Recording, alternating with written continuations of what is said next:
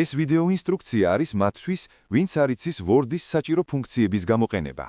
თუ გსურთ რომელიმე კონკრეტული ტექსტის მონაკვეთის ცალკე გადატანა და ამობეჭდა, მონიშნეთ სასურველი მონაკვეთი თაგვის მარჯვენა ღილაკზე თითის აუშვებლად.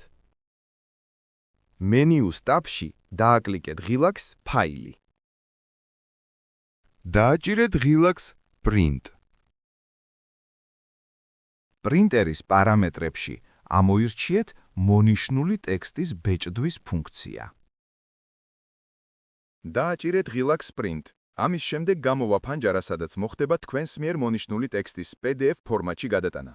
დაარქვით ფაილს სასურველი სახელი და დააჭირეთ ღილაკს შენახვა. შენახვის შემდეგ PDF-ის ფორმატის ფაილი და თქვენს მიერ გადატანილი სასურველი მონიშნული ტექსტი ავტომატურად გაიხსნება. დასაბეჭდად დააჭირეთ ღილაკს Print.